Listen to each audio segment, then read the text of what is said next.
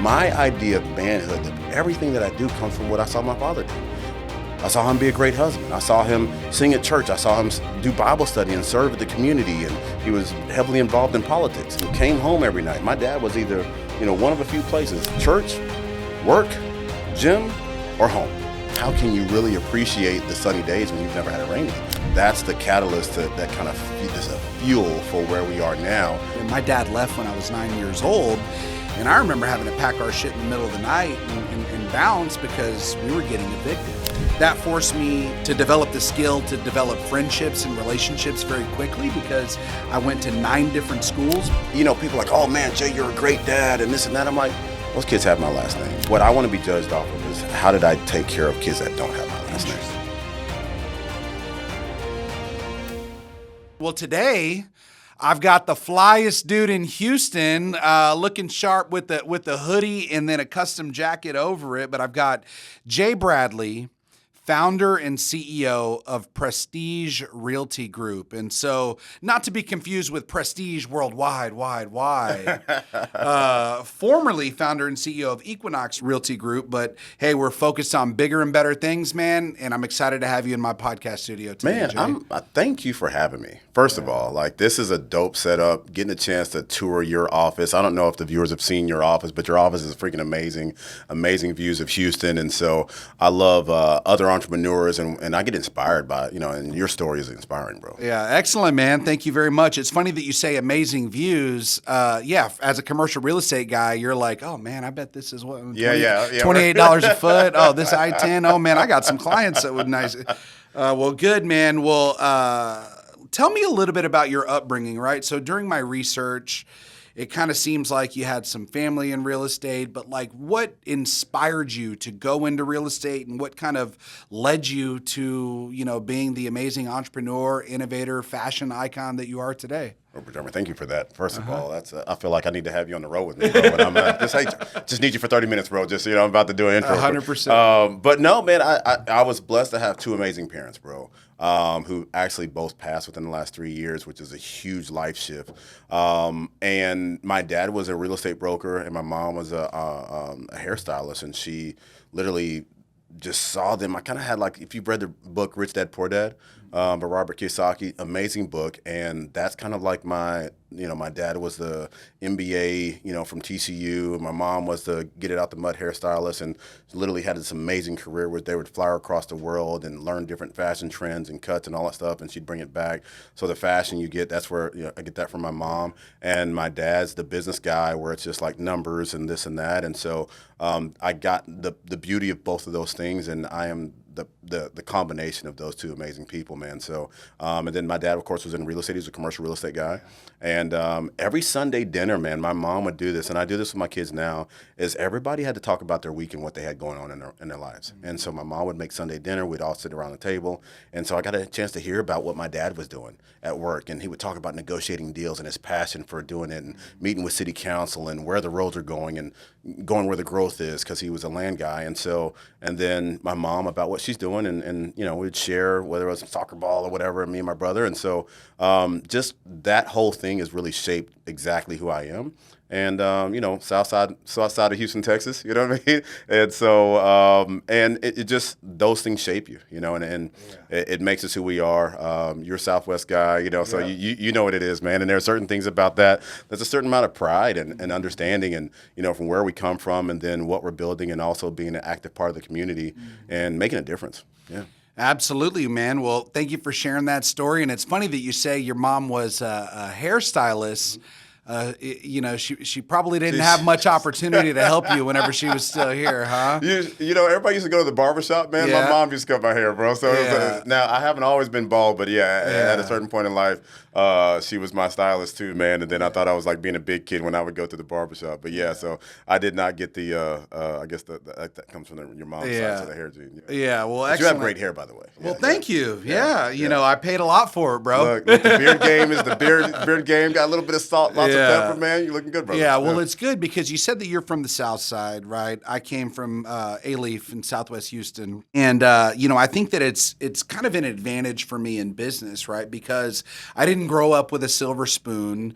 I didn't have this affluent father or family that was backing me in my business, and so you can put me in an environment with low income people that are undereducated, even myself. I don't have a bachelor's degree, right? And I think that it gives me the opportunity to relate and build trust and rapport with people that come from all different walks of life, right?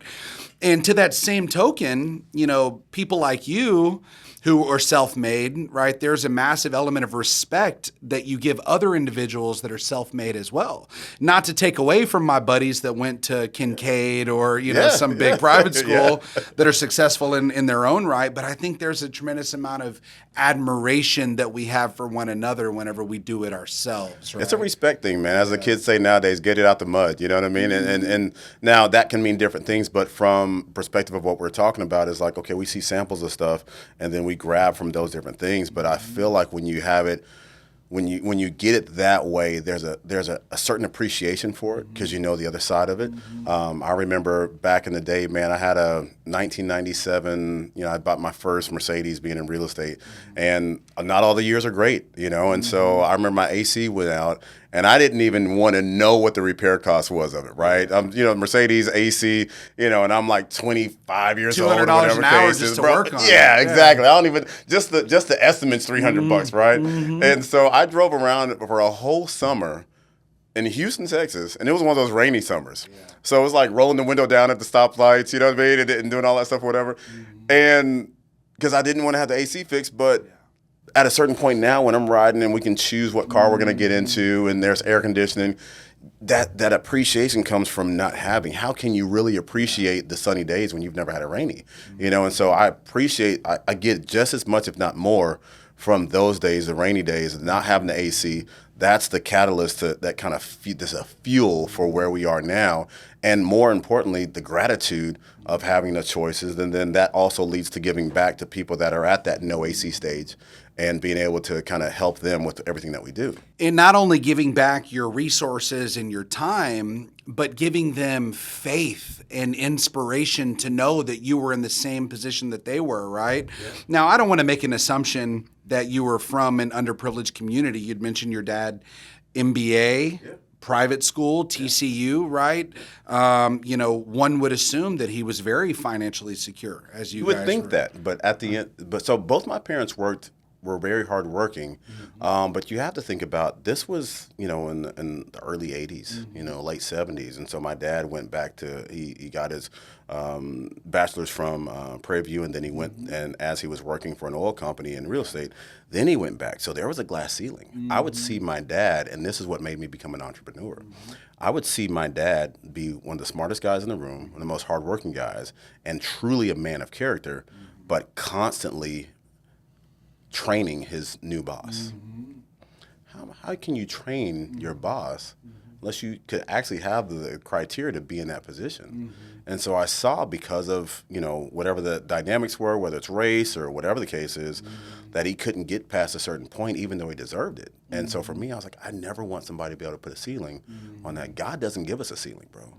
You've got a purpose and you've got something to go out here and do. And then so your job is to operate in that, right? I'm not going to let somebody else tell me what I can and can't do. If I fail, it's going to be because I didn't put the effort in, right? As an entrepreneur, if you don't get it right, then it's because you missed something, right? And then you can go back and fix that. So that's it. So there was I did have both my parents, but we didn't have like there was no car service. There was no, you know what I mean? Yeah, no. And as a white male, right, I'm half Mexican, but I've got a white last name. Yeah. I never really could relate, right, to that type of, oppression in the business community. Yeah. I think the reason why I stepped out and started my own business at 24 years old is I don't have a college degree, right? And so I knew that would inhibit my upward mobility in business. Yeah. For you, it was actually, pretty inspiring to hear that, you learn from his inability to be upwardly mobile in corporate America, right? To go out and get into real estate on your own, man. And I'm sorry to hear that.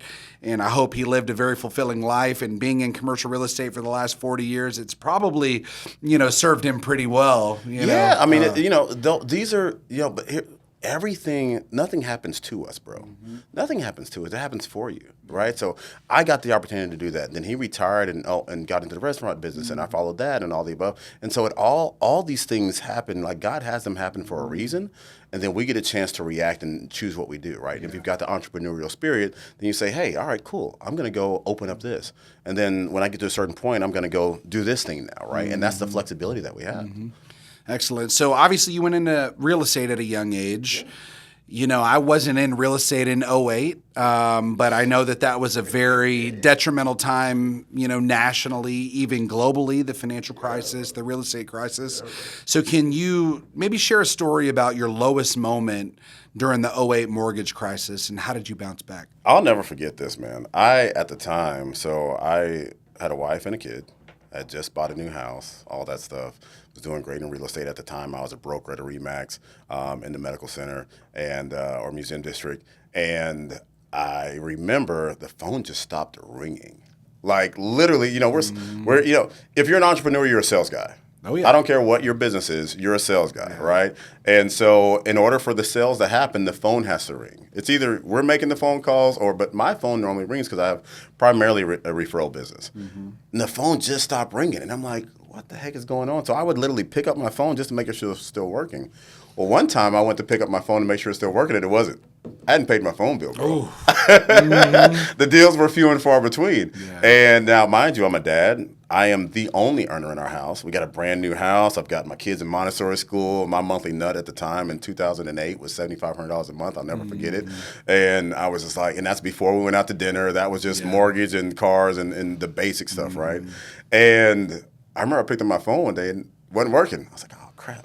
I ain't got no deals coming in. I don't know how we're gonna make, rob Peter to pay Paul. Paul and Peter ain't got it. You know what I mean? Yeah. So fast forward, I called my phone company at the time, which is AT&T, and I stayed with them for a long time until last year because of this moment. I said, hey, well, Mr. Bradley, can you make a payment plan? I was like, I don't know my next closing is going to be. And they're like, well, okay, you've been a member with us since blah, blah, blah, blah, blah. We'll go ahead and turn your phone back on. Do you have an idea? Even if you have to change it, what can we do to get back working? And I stayed with that company for another 20 years because of that moment. Or not 20 years, another 15 years. Sure. But I'll never forget that, man. And so, now mind you, I'm a dad, I'm a wife. I mean, I'm a husband. I got a wife. Everybody is, I'm providing all of those things. And I don't have a phone service, you know what I mean? And I'm in real estate. Yeah. So, I mean, it's those moments right there. Whenever sometimes you might be late night and the phone rings and you're like, wait a second, the phone rang. Say less. Hey, how can I help you? You know what I mean? Yeah. Like there's there's an element of gratitude that you have, at our age now of just the phone ringing, right? Bro, so or having air conditioning. No, man, I can totally relate to all of the above, man. So that's a unique story. And so, how long did it take, for the market to kind of bounce back? And, I know a lot of people got rich during the 2008 crash, right? How did you fare? When did things start to pick up? What was the big learning experience that you had in going through that failure? You actually just said it, Jeremy. It's really, there's always an opportunity to make money, right? There's always an opportunity to prosper. It's just your mindset has to shift along with whatever the shift is, right? I was talking to somebody the other day and they were like, well, I don't like the fact that Trump won and blah, blah. I was like, look, there's an opportunity in everything. I said, regardless of how you voted, there's an opportunity in everything. So wouldn't you then now, if you have money, go invest in the stuff that's really important to him? You got 4 years of a ride. Figure out the opportunity in. There's always an opportunity somewhere. So for me, I got my butt kicked, man. I got my butt kicked. But if you focused on foreclosure business, you were killing it, right? Because there was foreclosures everywhere. Yeah. And so if I had to do that again, I would focus on when I see the market shifting. And that's a beautiful thing about I've been in the market. This will be my 25th year in real estate. Well, you've been an entrepreneur since you were 23 years old. So let's just, you're a young guy. Right? 40. Oh, so okay, you're proud about it. All right, that's good. That's when you know you're looking good. You're like, I'm 40, dog. I'm 40. You know what I mean? But the market shift. Like you've been around long enough to where the cyclical changes in the market, and you can say, oh, we're about to hit here. Why? Because you've seen it twice before. Right? And it all repeats itself. And so now when I look at stuff, and even some of my agents or staff, and they're like, oh, Jay, I'm always thinking 3, 6, 9 months down the road. Hey, y'all, need to get prepared for this. Wintertime is coming. It's summertime. Maybe don't buy the new car. Maybe December and November, or let's prepare to make you have an amazing November, December. Let's do that, right? So on a smaller scale, it's that. On the larger scale, it's, foreclosures. Have banking relationships that start now where you're sending that bank business so that way you can call and say when the market shifts, hey, I know you guys got some foreclosures. We've done 30 deals last year together. Can I get a couple of them? And then outperform whoever they currently have in place and then earn the spot, right? And that's the lesson. There's always something that's changing in business. Are you paying attention, or are you just hyper-focused on what? There's a cool book that I read called Who Moved My Cheese. It's an easy read. Have you read that one? Dude, it's super easy. It's like, but it's basically this story of the market shifts. Are you paying attention, or are you hyper-focused on where you are there, where you can't see, you're so focused on the micro that you can't see the macro and just kind of look at everything else and see that the market is shifting. And then you're stuck right here and the market's already done. Car guys were killing it a year ago, bro. Killing it. I was ordering a G and it was $70,000 over a sticker. And I was like, I'm not paying that.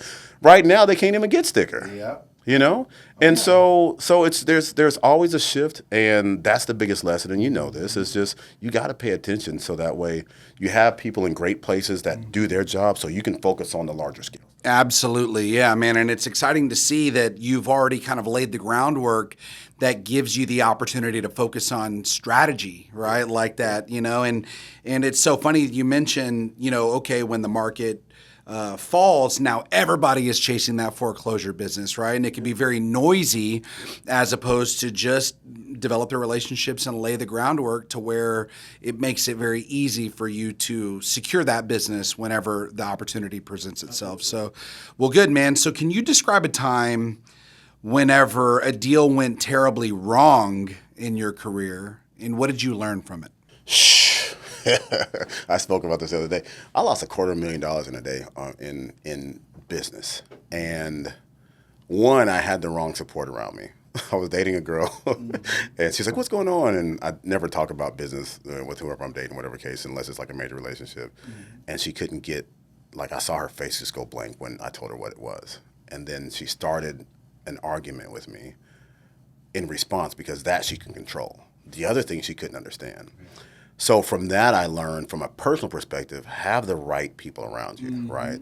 Whoever you have, like your girlfriend, your wife, or your friends, that's your support, man. And as we're out here, if you're an entrepreneur, you're a freaking warrior. You're going to war every day, brother. You got your shield, you got your, whatever your weapon is, and you're going out there and you're slaying the dragon. Well, who you come home to, who your support is, whether it's, a spouse or friends or whatever case is, needs to be a support that understands that. Even if they don't understand what the actual thing is, understands support. And so from a personal level, I learned that in that moment. From a business level, I think this is something that my assistant was telling me this the other day. She's like, Jay, you've always been, not everything's going to work out. But focus on how you get there, because that's the piece that's most important, right? And so for me, I had a deal, that same $250,000 deal, and I was supposed to make that in one day, and that's a great day in real estate. They're not all that way. Yeah. But you have a couple of those a year, you're doing all right, right? Yeah. But I did everything that I could, and I always tell my team, if you do everything you can and you overperform, and it just doesn't happen, then it just wasn't meant to happen. But there's always something to learn from that. And so I think my takeaway from that was, the client relationship, the client still uses me to this day, even though we're unable to get that deal done. It was a deal where the lender, I was both sides of the transaction, the lender just was like, oh, we're not going to do this deal last minute. And we're like, we'll rather foreclose. That was a year and a half ago, and the house is still on the market. It's over and off, right past Offing and Oaks, and we drive by, and I'm like, you should have done the deal. You should have. But the lender, and I was like, look, man, I'll pay, whatever the notes are that he's behind. I didn't know my client was behind on his notes, whatever the notes are behind, I'll pay it out of pocket, blah, blah, blah, blah, blah, this and that. And the guy was just like, got an attitude with me on the phone, and I'm being super nice and, doing all the things that we knew to kind of, to make everybody happy. And, hey, whatever in the next deal, I'll make sure I take care of it for you guys, and I'll even give you guys a break. Thank you for working with my guy, blah, blah, blah, blah, blah. Sometimes you're just handed something you don't know, right? Sure. And my guy's a great client, but he just fell behind and, had one of those no AC times, and couldn't make his, $25,000 mortgage payment a month, and got behind 2 months, and, and so long story short, the lender got an attitude and was like, yeah, I'm just going to foreclose. When I tell you it's still on the market a year later, and I was like, dude, that didn't. And I learned from that, though, because I was like, focus on the business. Yeah. Like sometimes you think you're penalizing somebody, but you're really, shooting yourself. Mm-hmm. It's unbelievable, right? And you talk about this lender and this emotional decision that the person made. And, I think that a lot of people look at entrepreneurs, and obviously we're the epitome of like having the decision-making authority, right? Like literally our name is on the fucking sign. Yeah. But you look at like this employee that works for the lender, right? Yeah. And if they had known that he had made this decision and it's led to, hundreds of thousands, if not approaching $1 million over the last 18 months, right? That person probably wouldn't be sitting in the job that he's in today because of an emotional decision. Coupled with flashback to 2008, you look at an hourly employee doing customer service at AT&T, and the emotional decision that hourly employee made that led to this person rising from the motherfucking ashes, right? Like the phoenix of Jay Bradley back when he had hair. You know what I'm saying? And it's crazy because you can separate emotion from business, but it's actually probably one of the most valuable components that we can have as business developers and relationship managers. And so you shared a story when we were in the elevator coming up here, and I don't know if it's confidential, right? It's closed, but you got a church, and you got a church that thought that it was worth X, and you got a buyer that was willing to pay X, and you found a medium ground where everybody won. Right? You as the broker, the seller got more, the buyer paid less. And so I do want to ask you, what has been the most emotionally rewarding deal that you've ever closed, and why? Ooh. So we're getting all emotional on a Thursday. Where's the Kleenex, man? Where's the Kleenex? Oh, Hercules.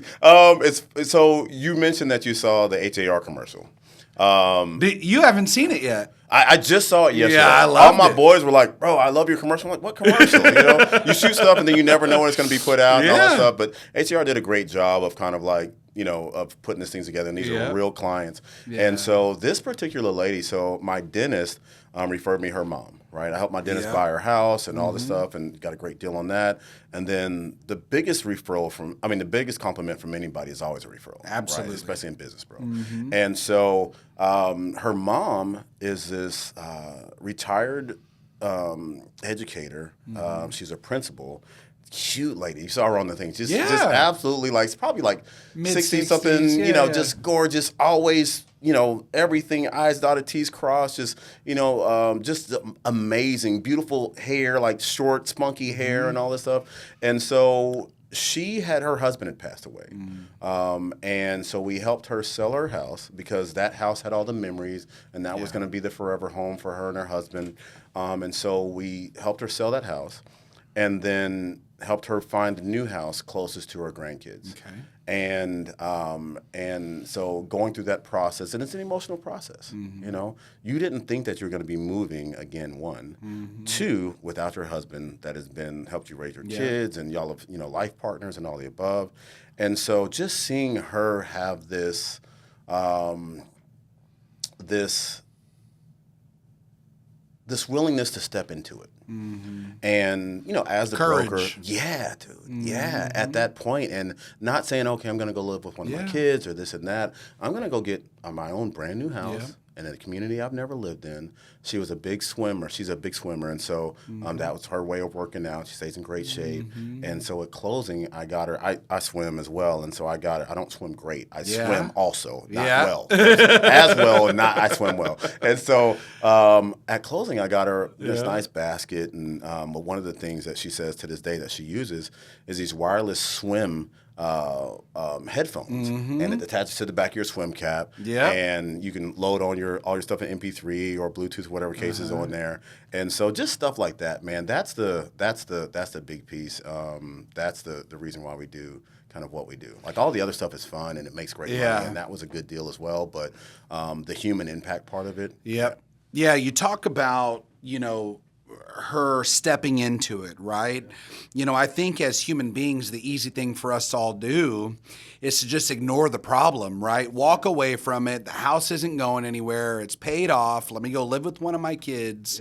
But it does require a tremendous amount of bravery and courage to do what makes logical sense, right? But on the other side of that decision-making process, and leaning on people that you trust, that have your best interests at heart, I think there's another emotion that comes out of it, and it's pride, right? I mean, she could now, go to that new house and be very proud that she made the right decision that's going to increase her happiness, right? Yeah.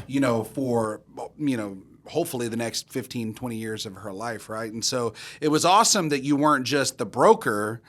You were the financial advisor, you were the life coach, you were the, you were the relationship coach. And the crazy part and so now she texts me pictures. She's like, hey, my cucumbers came in. You want some? And you're like, oh yeah. Oh heck yeah, man. Yeah. It's just that whole thing. And then I helped her do that. Yeah. Right after that, my dad passed. I helped my mom do the same thing. Man. And so it was like, but it was all God's thing of like preparing me for, I emotionally helped, was there when this lady went through that, who's not my mom. And then my actual mom goes through the same thing. We lose my dad, and I help her sell the big house, the 5-bedroom house, whatever case is. And then, she moves to an apartment. And so it's just, that's life, bro. It's life, and we get a chance to, it's a beautiful thing to see. It's not always happy, but it's the circle of it. So what inspired you to launch the book Buying the Block, right? Or the Buying the Block initiative, and how did it impact you personally? Tell me about that. So that was one of my clients. So that wasn't my personal. He chose us as a brokerage company to do that, and it's really about impacting communities that need new tax dollars coming in. Communities that need, like that block had previously been a sore spot for the community. It was one of those things where, people hang out and, it's not necessarily, there's a lot of crime that evolves around that. And so being able to see that now, it's funny, now full circle, one of those clients that bought over there. Tell me about it. Where was the location? What was the 59, 5th Ward area, right off of 59. 5th Ward, if you're not from Houston, has been called the Bloody Nickel before, and as gentrification and just modernization happens in these areas, then change happens, right? And being able to put homeowners there that now, instead of it being that one corner store, you've got 5 townhouses there that now bring tax revenue for the city, right? You've got kids that have backyards. When you look at the statistics from kids that are raised in an apartment building or a housing project versus those that have had the gift of home ownership, and the graduation rates, them getting involved in the criminal justice system, all those things, graduation rates increase, criminal justice activity decreases, and then they also have seen home ownership, so then they can actually go and do it for themselves, right? I remember one of the kids that I mentored with Windsor Village United Methodist Church. It's one of the things that we do at Boys' Rites of Passage. He came over to my house when I was married, and he was like, "Oh man, this is amazing, blah blah." And I was like, he was just like acting like he was on MTV Cribs. That's a moderate home, but he was like, "Man, what do you do?"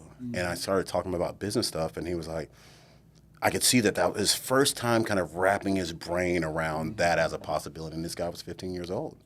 And his mom was hardworking. She worked at 2 fast food restaurants. She worked like Jack in the Box and Wendy's, and drove an old like 1970s or 1980 something car and this and that. And so it's just a lot of times it's seeing giving people the opportunity to see something different, and it helps if they look like them, right? Because then that's way, okay, I can possibly do that too.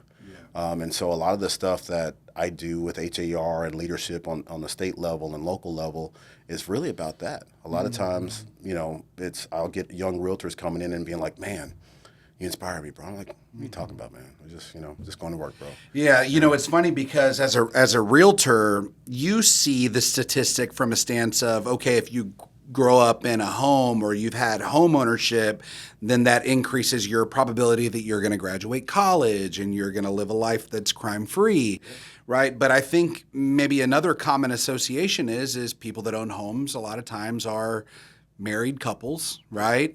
And people that live in apartments historically have just been single parents, right? And so, you look at, myself, I bounced from apartment to apartment to apartment. My dad left when I was 9 years old. And I remember having to pack our shit in the middle of the night and bounce because we were getting evicted time and time again. Right? That forced me to develop the skill to develop friendships and relationships very quickly because I went to 9 different schools by the time I was in high school. And fortunately, I went all 4 years in the same high school. But I think that having a stable mother and father dynamic in the household is also very, very important to that. And so you talked about mentoring young men. I read a little bit about that's something that you're super passionate about. Talk to me about why mentoring young men is so important to you. First of all, shout out to the research, bro. Like I feel like you're about to pull out my social security number in a second. Like 457. You're a journalist, man, along with being an entrepreneur, brother. I love it. Man, as far as you got me off guard. What was the question again? Tell me why mentoring young men is so important to you. It's just what we just talked about, man. Just like, a lot of times. Breaking the cycle. And, people are like, oh, man, Jay, you're a great dad and this and that. I'm like, those kids have my last name. Yeah. What I want to be judged off of is how did I take care of kids that don't have my last name. Interesting. Damn. You know what I mean? Yeah. That's so powerful. Yeah. We like, you're supposed to show up for the kids that, and right. As a joking way, I say, you got to follow up the nut, bro. You know what I mean? But, you got to follow your shot. That's a 7,500 nut. That's a different one, right? You follow your shot, man. Yeah. But at the end of the day, like, you have to, because those kids deserve an opportunity. Sure. Just because their dad didn't get a chance, chose not to be around, doesn't mean that they shouldn't see a man that looks like them, that shows up. My idea of manhood, everything that I do comes from what I saw my father do. Yeah. I saw him be a great husband. I saw him sing at church. I saw him do Bible study and serve the community, and he was heavily involved in politics and doing all these things and came home every night. My dad was either, one of a few places, church, work, gym, or home. That's it. And if not, he was with some church socks on at the grocery store with his Sunday shoes on, what I mean? Like, and everything that I do as a man is judged off of where am I? And you're going to find me at one of those 4 places. Yeah. And so sometimes young men don't get a chance to see that growing up in their household, but it doesn't mean that they still shouldn't have the opportunity to see it other places. Mm-hmm. Man, that's inspiring. And so you've spent a lot of time with these young men. Can you share a story about maybe a mentee whose growth profoundly affected you? Dude, my boy Trent, man. So once again, this was Winter Village United Methodist Church, their Boys Rise Up Passage program, which I was actually a mentee in when I was 16 because I wanted to try to be a knucklehead a little bit. Mm-hmm. And then so my parents put me in this mentor program. And even with, mom and dad at home and a great role model at home, you still need mentorship, man. Oh, yeah. You know what I mean? And so I then, as I became an adult, became a mentor in the same program that I was a mentee in. Awesome. And so Trent was one of my first mentees, and he was actually my second mentee. Matter of fact, my first mentee, I'm going to talk about him, Lance. Lance was a Sorry, trouble. Trent, you're not getting you got scrubbed, bro. You got scrubbed. Trent was, I did talk about it. Trent was the one whose mom both worked, she worked at 2 fast food places. But Lance was a knucklehead, man. Lance would buck whatever. We'd have it where you have to have your shirt tucked in. You got to be there on time. You got all these things. If not only just you have to do push-ups, everybody's got to do push-ups. You're accountable for your brother. Right? And so Trent would come in late or shirt untucked. I'm like, bro, I know you could have tucked your shirt in on the way in. Yeah. You're wanting attention, right? And a lot of times if some people feel like they're not getting attention. They'll do something negative to get attention. They just want the attention. Whether it's I've positive got 3 or boys, man. I got my youngest. Sometimes he just needs attention. He just needs attention. No matter if it's negative attention, catching his hand on that ass. Yep. We can get the smoke, dog. It's fine. And that's how you have to be with boys too, man. Yeah. So, so with him, man, he just, he would always do stuff, and he was like acting up, and they were like, Jay, we're gonna kick him out of the program. No. Give him to me. Give him to me. Why would you? I see me in him, bro. I've been that dude. Yep. You know what I mean? So I said, hey, man, what are you trying to accomplish? Yep. What do you mean? What are you trying to accomplish, man? I'll help you accomplish it. You want to get kicked out of the program? I'll help you do that. You want to, what are you going to do? Well, I just, and he had this chip on his shoulder. So I just sat down and talked to him. And I was like, look, man, let me, you see the suits and the smile and all that stuff. Let me tell you who I was, though. Mm-hmm. I don't, you're a great kid. Well, why would you say that? And long story short, we get down to it, and we just developed this mutual respect, man. Mm-hmm. And then he would walk in next time, shirts tucked in, sitting there on time, all the above, and I was like, what'd you, I listened to him, bro. Mm-hmm. I wasn't preaching at him. Yeah. I listened to him. Yeah. We're the same guy, And so once he got that, and now he called me not that long ago. He's an electrician out of San Antonio. Mm-hmm. I went to open up my bank accounts for Equinox, and I was like, I want to find the perfect small business bank, go to BBVA. His mom is the manager at the bank. I love that. And I was like, come on, God, this is my bank right here, brother. You know what I mean? 100%. Yeah. It's crazy when the stars align like that. And you know that it's serendipitous, man. It's almost like it needed to happen. Yeah. I'll share a quick story because you shared so much about being the mentee, becoming the mentor, right? Underprivileged youth, people starving for attention. So it made me think of like 3 different stories in one. Number one, my division president, Casey Knight, who runs our largest business unit, the corner office with the sneakers and the swag. Got the cool. I got to meet this dude before I leave, man. This is a consistent 7-figure earner at Encore Search. Yeah. And he was that kid that was addicted to drugs.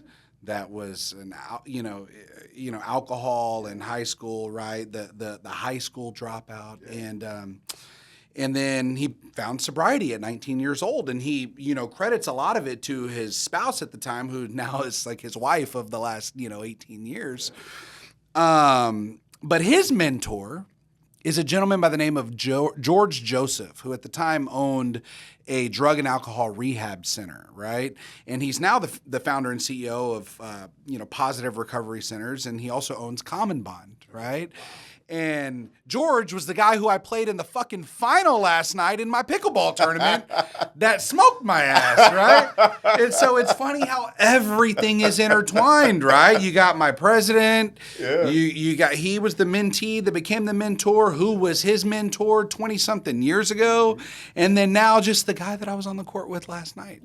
Yeah. Who's my buddy in the Entrepreneurs Organization. So it's just crazy how like everything is intertwined, and we talk about relationships and referrals and making a name for yourself. And, I think that the important thing for our listeners to recognize is, we're fucking interviewing for roles and for clients and for things when we're 18, 19, 20, 21, right?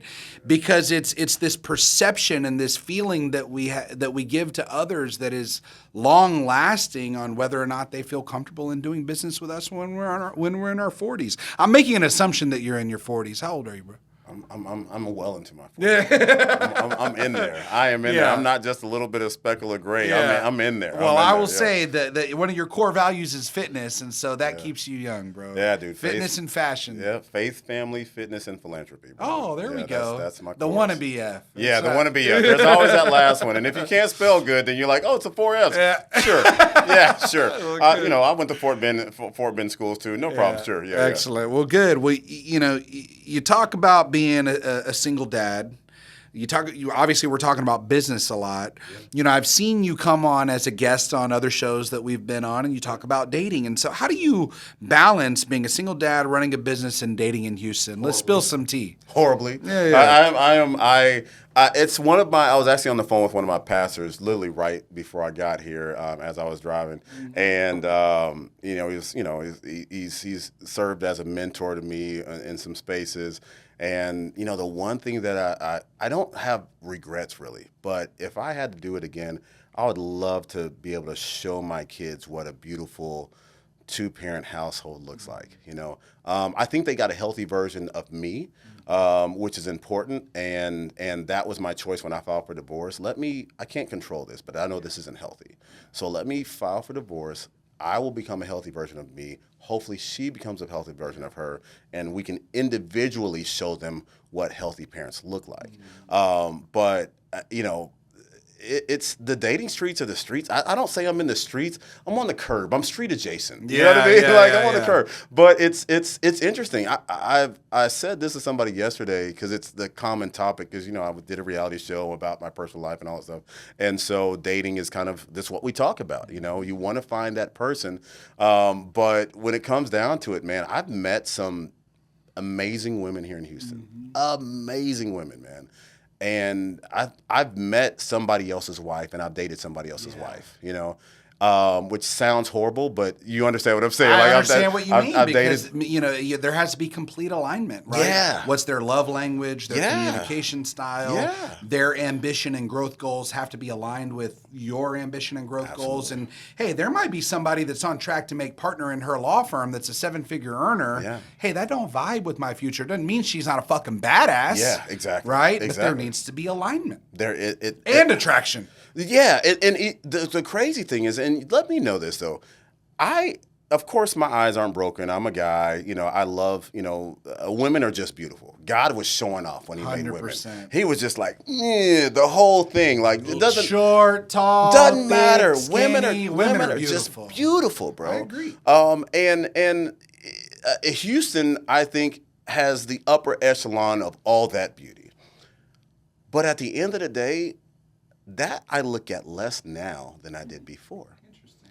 I look at compatibility. Okay. I look at mindset. Can we have a great friendship? My relationships. My ex-fiance, we were together off and on for 10 years. We're still great friends. Mm-hmm. She just got engaged the other day, and I was so excited for her. Right? Damn near in tears. I literally feel like you. And I told her this. I said, I think you found somebody that loves you more than I did, and I didn't know if that was possible. I'm excited for you. I probably won't be at the wedding. I understand. I understand. It's not appropriate. But you'll double tap the photo. I'll double tap the photo. I will send a gift if that's okay, or whatever. He's a great guy, and I said I've never met him, but I think he's an amazing man. Yeah. And so, long story short, man, I feel like Houston has an amazing dating scene. I don't choose to take the time to be heavily involved in it because we are building businesses, we are dads, and that. I see the return on investment in those areas. 100%.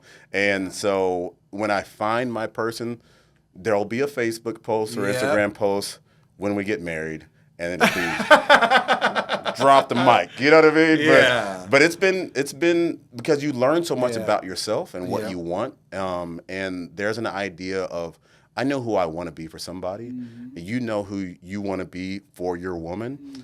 And it takes the right woman to be able to apply that to. Absolutely, absolutely. There are a couple of things that you shared that I really resonate with. Number one, you'd mentioned, I wish that my children had had an opportunity to see a mom and dad in a household and what the gold medal kind of looks like. That And while you've set the tone and the pace in so many other aspects, business, philanthropy, fashion, fitness, right?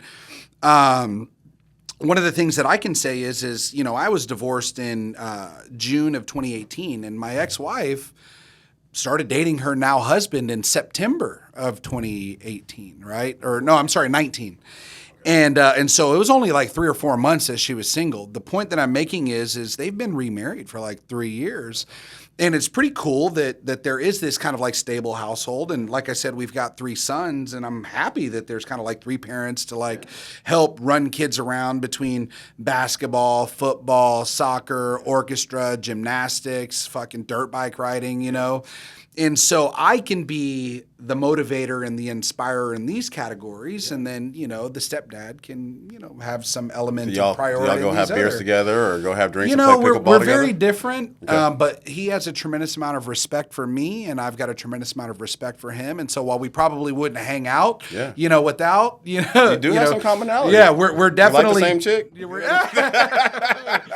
But I want to share a story because my oldest son Caleb is on the 7th grade A team basketball at McMeans Junior High in Katy.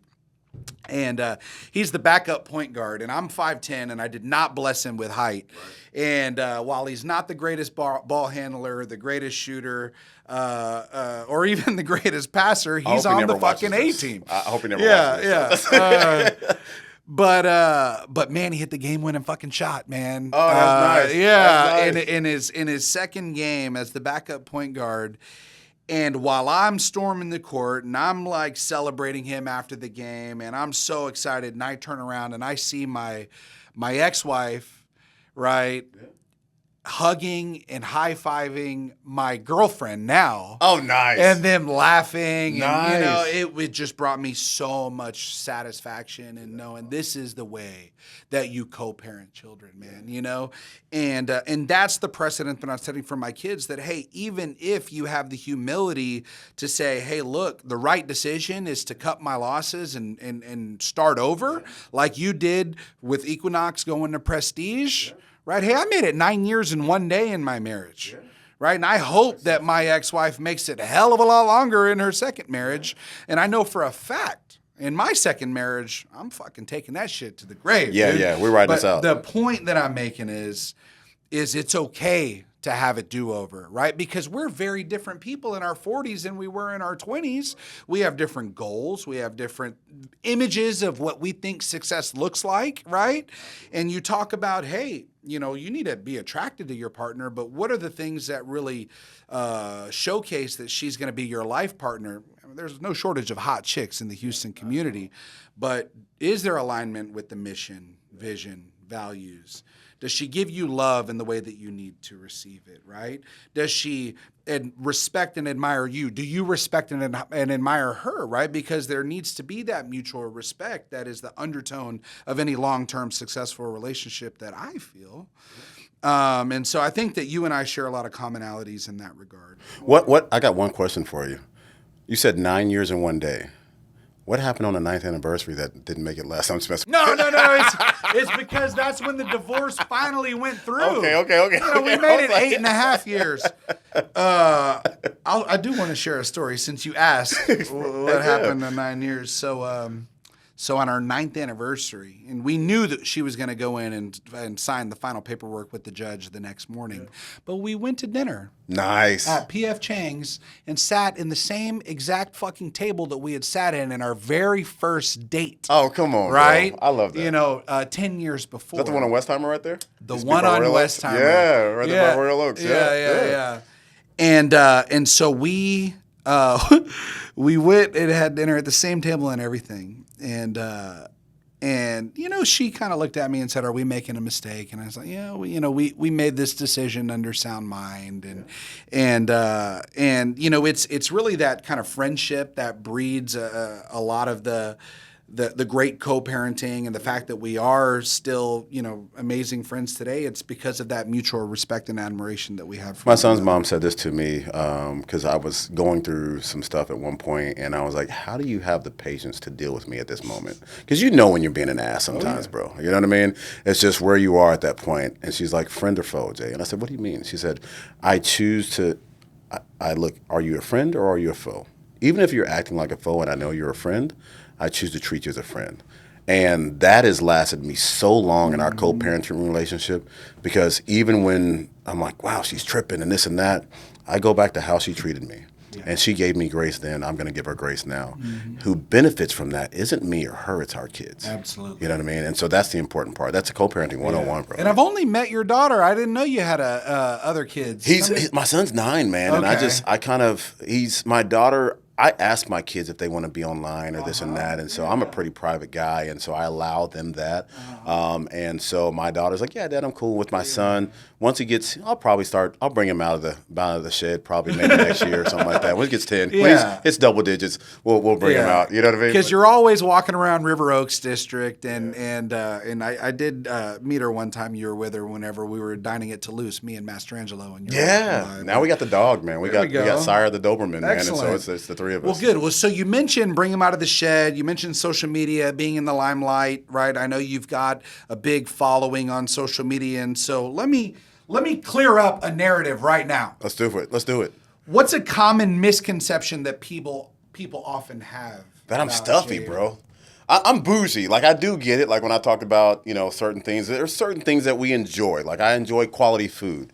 But I can go to the hood. So you're not going to Chipotle, bro? Bro, I like Chipotle. Dude, their steak and I actually went and got what their recipe. You can get those recipes like online. Like you can make the chicken, sandwich from Chick-fil-A or whatever case. So I went and got Chipotle's recipe and I marinate my steak. I just did it the other day.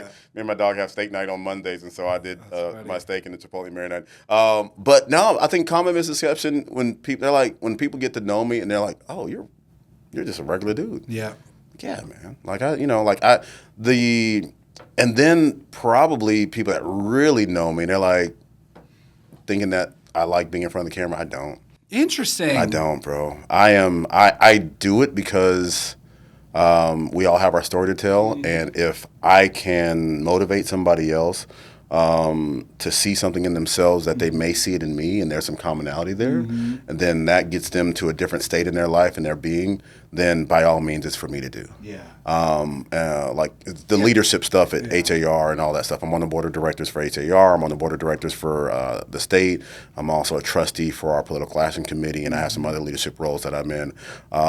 But none of that was I want to do this because that stuff doesn't make money.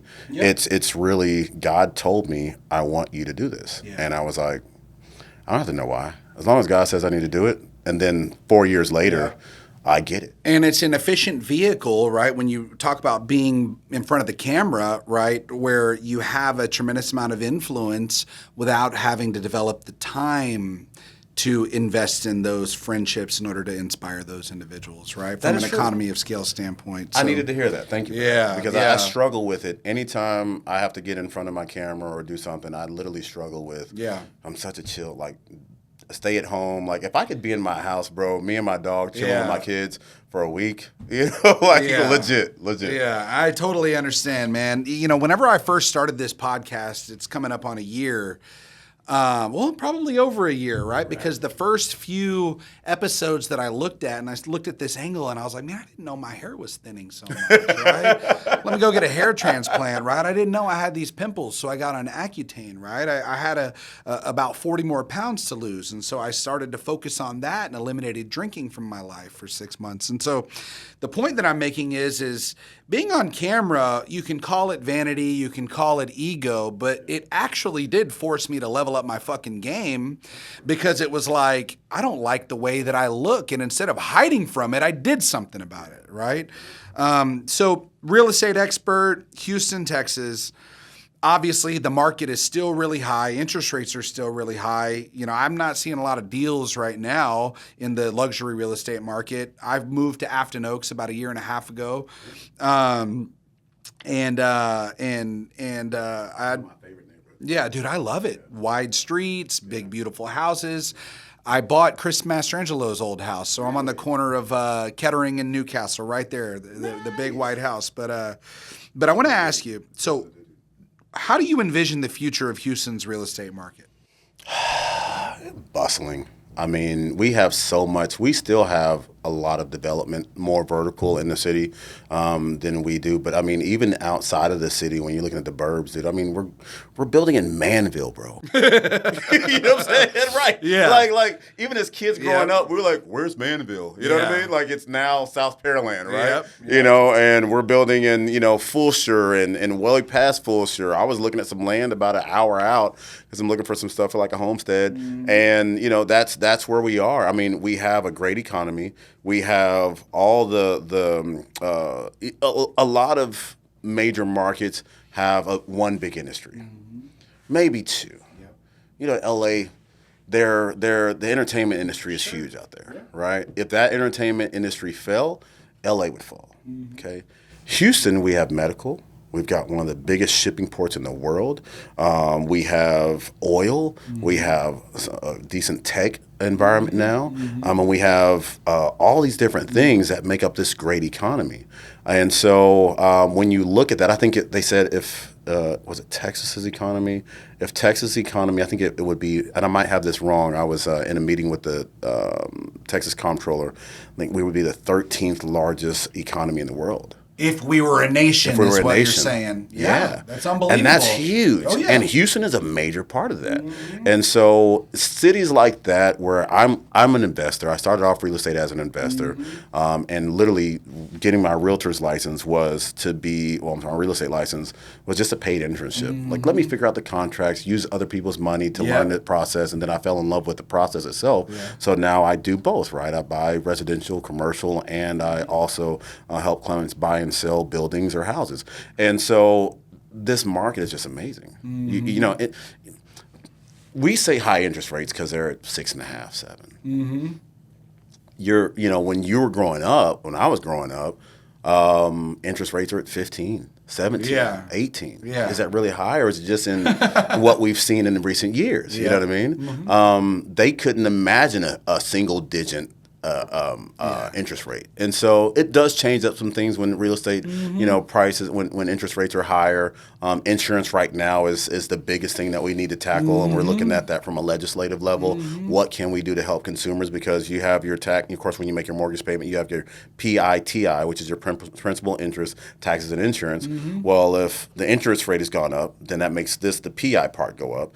And then housing prices have gone up substantially. So that means the whole payment has gone up. Oh, yeah. And then taxes And have wages gone up. have not gone up. And wages haven't gone up that much. And then insurance has gone up tremendously. Yeah. Well, dang it. You know, and so we're heading towards a renter's nation. I want to do everything I can from a leadership perspective, from a realtor's perspective, and you know, I've gone to do the Capitol visits in Washington D.C. where I've literally walked in Wesley Hunt's office and be like, "Hey, man, we have a great relationship. You've probably seen him out and about, and probably know Wesley. He's a great guy. Just got won his reelection, and hey, at the time." He wasn't even aware, because they made these changes, that veterans couldn't use a realtor and buy houses. And I walked in his office and I said, we went in with some of our from our pack, and we're like, "Hey, were you aware of this?" And he's like, "No," because one arm of the government does one thing, and then, you know, because of all the real estate lawsuits that were going on, and then this change had happened, and because they want veterans to not have to come out of pocket, which they shouldn't, because they serve our country. And so when that happened, it changed to where the seller could no longer pay for the buyer's agent commission. Well, so that legislation happened, and then in the VA requirements, the veteran can't pay for their agent. Yeah. So if the seller can't pay and the buyer can't pay, then they can't use an agent when they've sacrificed their lives. So for what? our We just country. use the Zillow fucking price, I'm and gonna we figure just shake this out. our We're gonna hands? go to Home Depot and grab a contract and figure it out. You know what I mean? And so, you know, and then, but that's why we get involved, though, because, you know, those guys are busy and doing major things for our country and doing a great job at it. But there has to be somebody that goes in and says, "Hey, man, I don't know if you're aware about this," and immediately he calls his aide in and says, "Hey, we need to figure this out." And within 3 to 4 weeks, it was done. Excellent, man. You know? And you influenced that change because you gave a shit, man. Well, we have our Texas Realtor Political Action Committee, and these are the things that we're fighting for homeowners out there, property rights, and making sure that all the dots connect, right? So if somebody wants to come in and your HOA says you can't do this and that, he's a property owner. You know, there's a healthy balance, right? Sure. Right now we're dealing with a lot of the stuff with City of Houston to where we have something on the table that probably will work and help some of the Airbnb stuff. We're not going to outlaw Airbnb because as a property owner, you have a right, if you buy a property and you don't want to lease it out for a year, let me do a daily rental. 100%. Okay, cool. But also your neighbors shouldn't see, you know, Diddy parties, you know, going on at 2 o'clock in the morning when they're trying to take their kids to school at 8 o'clock in the morning, whatever. So, you know, things happen. But we try to be a part of the effective change. Excellent. Well, good. So what's the most outrageous request that you've ever received from a client? It's actually happening right now. Oh. So I've got a guy right now that he called me and he's like, "I want to be in the River Oaks Tower." Okay, cool. You know, units over there, great building. $4 million for the unit that he wanted. Okay, we found one at 5. He loved that. Okay, great. We negotiated the contract. I work with an amazing realtor that's there, and we have a great relationship. I don't know if you know Rosie. She's I've actually met her at Toulouse, and but all of a sudden goes ghost. We're waiting for the proof of funds, and he just goes ghost. I'm like, what the heck? Oh, Jay, I'm gonna have it to you tomorrow. Oh, Jay, I'm gonna have 3 weeks. I'm changing it. How do you know the guy? referral from somebody else. Okay. He's a, ex-ball player, yada, yada, yada, whatever case is. Nice guy. Some things don't match up. He pulls up to a $5 million listing in a Ford Focus, and he's like 6'9". Yeah. I'm like, that's not even comfortable. You know what I mean? And so... He had his camera guy with him that he was, None of that. Just none of that, right? And so it's like, okay, I'm not judging. And then that deal goes dry, and I realize, okay, something's going on, whatever. Calls me about another. I don't know if you know Rao. Rao's a good guy. He's a builder over in Memorial area. $5 million house. Oh, man, I like this house. I'm like, oh, Rao's one of my guys. No problem. Hey, Rao, one of my guys wants to buy that house, blah, blah, blah. Whatever cases, go in. We tour it. Oh, I love it. Da, da, da, da. All right, cool. Rao's like, you guys serious? I'm like, yeah, I think so. We're good. Yeah, you know what I mean? Like, so I'm vouching for my guy. And personal relationship again, right, with another realtor. And can't get a proof of funds all of a sudden. Oh, it's going to come tomorrow. It's going to come tomorrow. And I'm like, Rao, I'll get it to you whenever he says. Let's do this. I don't know. He's blowing smoke. Don't hear from him for months. Calls me like a month ago. Jay, I found the house. Now it's a $10 million house, right? Hey, man, send me the proof of funds. Oh, he texted me, and he's like, Jay, I sent him my Cash App. I didn't even say anything. I sent him my Cash App. No, nothing. He doesn't respond or whatever, right? Yeah. Cool. You know what I mean? I'm not doing that again, brother. Yeah. And then so he calls me, and he's like, oh, we come out the house, blah, blah, blah. I told the realtor you're my realtor, this and that, or whatever. I said, okay, cool. As soon as we get proof of funds, we'll work on it. Oh, well, she says that you can do it without proof of funds. I was like, office policy. I wonder what the motivation is on these people that are just wasting their own time. They've got nothing better to do, huh? Yeah, I don't. And we get it. I've had that happen, dude. I had a dude that it happened a couple years ago. And so lesson to me is, get the proof of funds up front. You know what I mean? Like, I'm so used to work. If you called me and say, hey, Jay, I want to buy a house, I'm not saying, hey, Jay, where's your proof of funds, bro? You know what I mean? Like, no, you're going to ask some follow-up questions. Are we going to finance? Are we going to pay cash? Do you have access to the funds? Right? Do we need to sell your house in order to find the cash in order to buy the new house? There's some follow-up questions that need to happen. And if a buyer is insulted by those questions and he's not motivated in the right capacity. The difference is like it's a referral type of deal is that when you call me or if say you say, hey, man, one of my boys wants to buy a spot, cool. He calls me, I'm taking whatever he says, face value. Because we don't get that in the environments where we are, I don't need to ask you. You're a business owner. So you already know all those things. You've already planned it out. You've called me. One of my attorneys who actually lived in Off the Oaks, I sold his house around the corner from you. When we got to negotiating the deal, he says, Jay, I'm a trial attorney. It's okay. So I trust my experts. You're my expert. Yeah. Tell me what I need to do. That's it. This guy's super detailed, has a big office on the 58th floor, whatever case is downtown, all that stuff, whatever case is, $800 an hour, that type of stuff. He's our attorney that sets up all of our stuff. I trust my experts. And so if you call me and you say, hey, I want to buy this house, cool. You're an expert. Yeah. What do you need me to do? How can I help you? Yeah. Because you don't need me to help you go find a house and open doors. 100%. You calling me because I'm the best at what I do and I can negotiate that deal and I have the relationships to get the deal done. Mm-hmm. Well, it's funny. I'm still calling my expert. So Chris is obviously my real estate guy. He's one of my best friends. And I've got a renter in one of my houses in Oak Forest, gorgeous 4,400 square foot bachelor pad, right? Well, I've got a pro athlete in this place. I'll save the name and I'll save the team. But he's like, hey, I want some additional privacy, right? It's a 1.2 house. And he's going to put in a $25,000 fence around the house just for his own privacy. And I go, Chris, is this going to help my property value? Is this going to hurt my property value? He's like, show me some images of the fence. Yeah. Right? Because we don't just want a brick wall going up in Oak Forest. And so I provided some counseling, right? Hey guys, I think we're looking for maybe a modern this, and I'm working right now with the fencing company. But this guy's renting a house, right, for $7,500 a month, and he's going to put in a $25,000 fence. But I don't even know, does that help or hurt property value? I'm going to call my expert. Yeah. Right? Exactly. And so anyways, it's interesting that these pro athletes just have this renter mentality because, hell, they don't even know if they're going to get traded next week, Well, good. So tell me about a moment that made you laugh uncontrollably during a deal. Oh, I might have to come back to that, man. Yeah. It's been, other than the call this morning, I was literally on a team call with my assistant and our transaction manager, and that guy texted me. Yeah. And he was like, hey, here's the whatever docs. I'm like, and then we all cracked up.